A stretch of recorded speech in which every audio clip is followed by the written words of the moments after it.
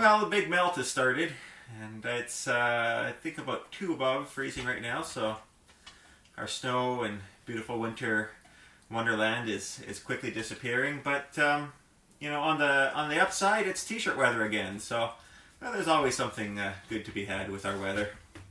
Yeah, and t-shirt weather for you too? I think so. Oh, yeah, okay. All right.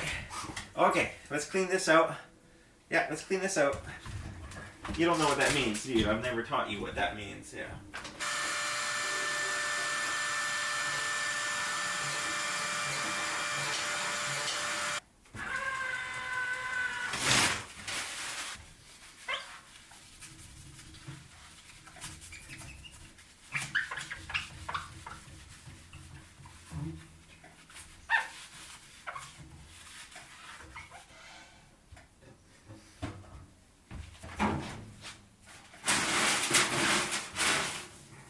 Getting low. I just throw in maybe half a handful of pellets, and it just helps it light a lot faster. You can just let it do its normal thing too, but it's got to fill the hopper up with pellets first up to the point of the igniter, and that takes about 5 minutes alone, and it's yeah, I think it's just a little quicker.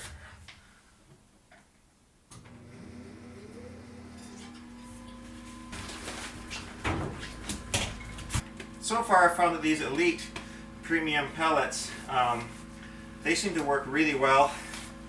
They're supposed to be pure hardwoods, and they have a pretty nice range and size. Most of the pieces are between 1/4 and 3/4 inch long, which the auger system seems to like. So you can see these guys are just a little under 1 inch. And there's a lot of them that are, that's maybe 3/8, 1/4. So that's a really nice size.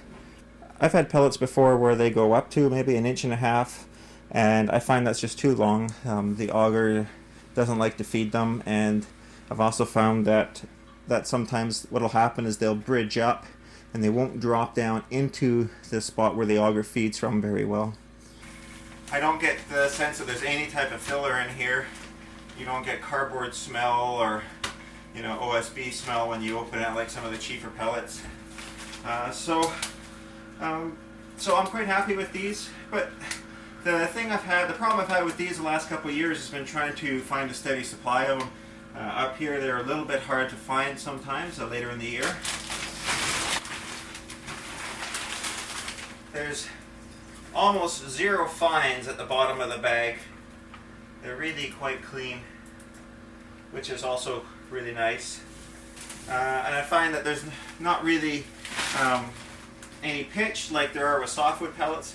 Softwood pellets can be great. I've had some really good ones from a company called Pinnacle.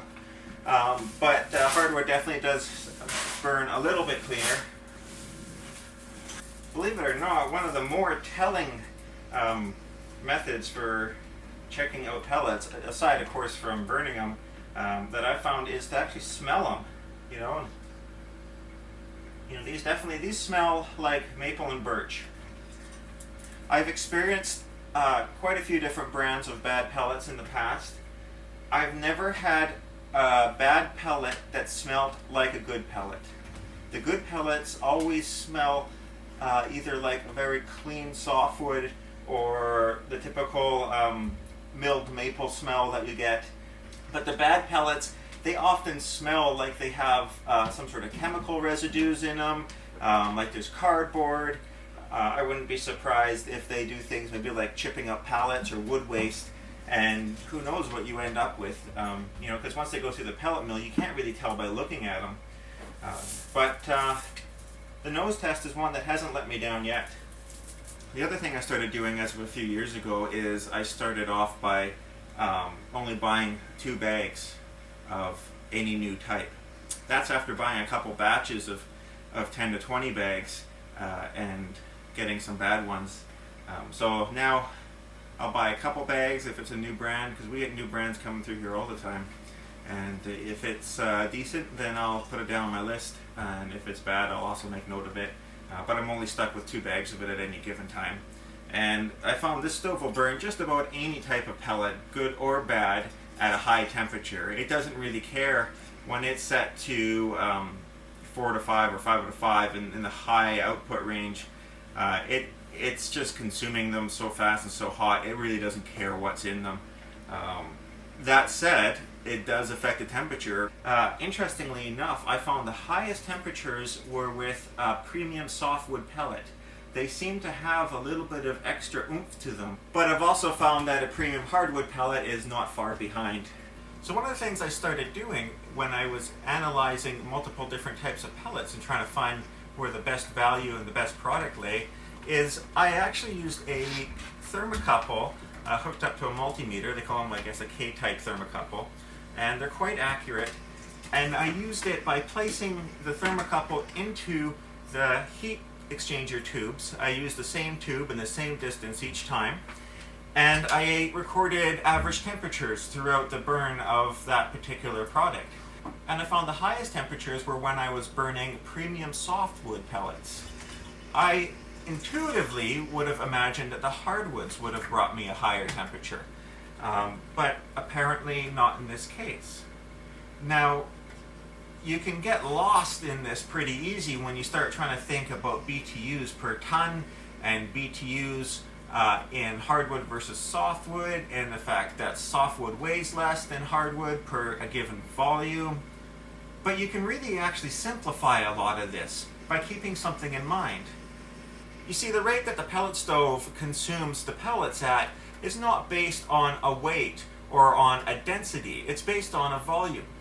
The auger mechanism that feeds the fire pot runs at a set amount of time, at a set speed, and the speed is always the same, and it'll change the duration. And so I think it's something like a 20-second cycle or 15-second cycle, and on lowest setting the auger will only be on for maybe a second or two out of the 20 seconds. On the highest setting, the auger will be on for something like 12 or 15 of the 20 seconds. And the cycle just keeps repeating itself, but the auger always turns at the same speed.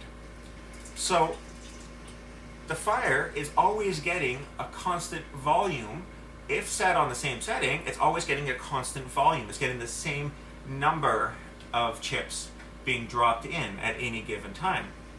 What makes that interesting is then it means that if you want to increase the temperature, the BTUs, the energy getting captured and coming out of that product, what you can then determine is that an increase in temperature will increase the amount of energy coming out. It'll bring more heat coming out of the heat exchanger tubes. This may sound like a little bit of an oversimplification, but I think if you analyze it with a bit of scrutiny, you'll see that it does hold true, given that this feeds on a volume basis. So there might be numerous reasons for why the softwood is actually producing more energy. We know it doesn't come down to weight.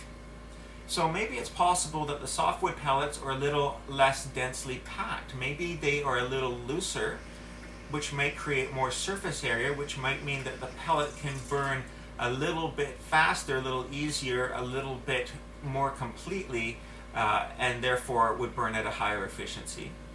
But I suspect that instead of it having something to do with the processing or even the grain structure differences between hardwood and softwood, I suspect it's probably that softwoods are a lot more pitchy.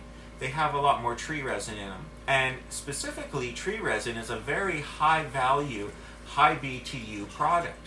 Per given volume, there's a lot of energy in tree resin. So if hardwood pellets have a resin volume of say 2% and softwoods are at say 8 or 10%, and I'm just making these numbers up, I have no idea what they really are by volume, but we can assume, given by the nature of a softwood tree versus a hardwood tree, that there is much more tree pitch or resin in a softwood. Then it does make sense that given any specific volume of these pellets, so given the same handful of hardwood and softwood burned at the same amount of time, that the softwood pellets will have that much more energy in them to release, which will then transfer into a higher temperature, which transfers then into a higher BTU in the room. So when it's really cold, I tend to switch to a softwood pellet. And I find it just gives me that extra little edge. And I don't mind burning a softwood pellet. There are some great brand names out there of softwood pellets. What I really enjoy the hardwood pellets for is when they're burning in a situation like this where I have it set on level 1 or level 2. I find the hardwood pellets burn very consistently, and they tend to not flame out as easy, whereas the softwood pellets seem to burn a little quicker, and if there's a hiccup in the system, once in a while I've had it where there will be too long of a span between when some pellets feed down and it will flame out, and then the stove will shut off. It's rare, you know, as long as your stove is set up well, it's very rare that it does happen. But overall, just the usability aspect has been a little bit nicer. The glass stays a little bit cleaner. It's very easy to clean a glass with hardwood pellets, for example. Just various things like that. But, you know, that said, either way, a premium pellet, I found you can't really go wrong. I think I might talk sometime about some of the different name brands and what I've found. You know, after narrowing down over a dozen different name brands and really giving them a good thorough try in the stove, I've definitely been able to form some educated opinions about how some of these different products burn. But it's interesting, you know, even if you take nothing else away from this, just that the product that you put in the stove really does affect how well it works.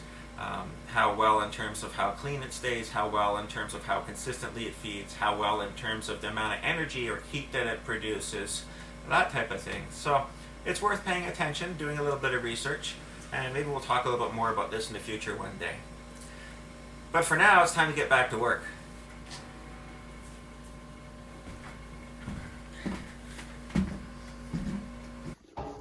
All right, guys, you have yourself a great weekend, and we'll talk to you later. Say goodbye to the people.